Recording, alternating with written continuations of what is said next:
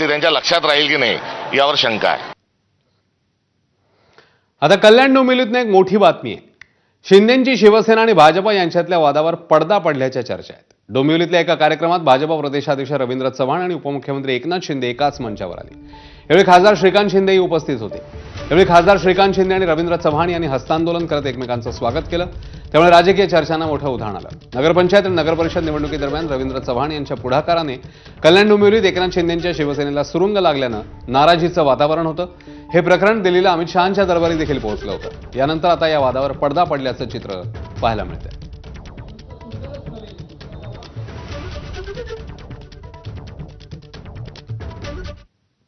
तर या कार्यक्रमामध्ये खासदार श्रीकांत शिंदेंनी जोरदार फटकेबाजी केली आहे.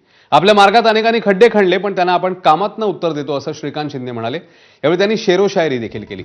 रवींद्र चव्हाणांचं नाव घ्यायला श्रीकांत शिंदे विसरले होते. आपली चूक लक्षात आल्यावर त्यांनी पुन्हा पोडियमवर येऊन माफीही मागितली आहे.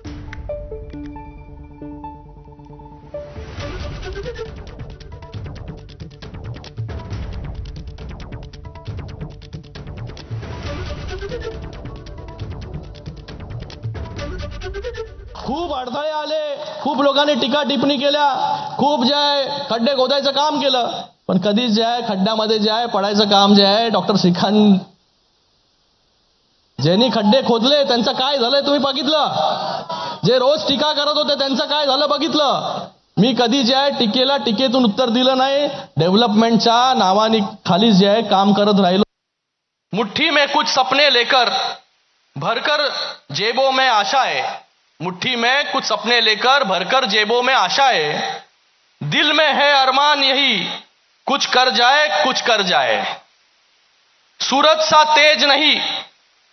सा तेज नहीं मुझ में, लेकिन दीपक सा जलता देखोगे, अपनी हद रोशन करने से तुम मुझको कब तक रोकोगे. वेळेच्या ओघामध्ये मगाशी नावं घेऊ शकलो नाही, त्यासाठी दिलगिरी देखील व्यक्त करतो. या कार्यक्रमासाठी डोंबिवलीचे आमदार प्रदेशाध्यक्ष रवींद्र चव्हाण साहेब देखील उपस्थित आहेत. तर आपल्या सगळ्यांचे पुन्हा एकदा खूप खूप मी धन्यवाद व्यक्त करतो. चव्हाण साहेबांचे पण धन्यवाद. मुंबईतल्या महापौर पदावरून महायुतीमध्ये वाद निर्माण होण्याची शक्यता आहे. मुंबईत भाजपचाच महापौर होईल या मंत्री मंगलप्रभात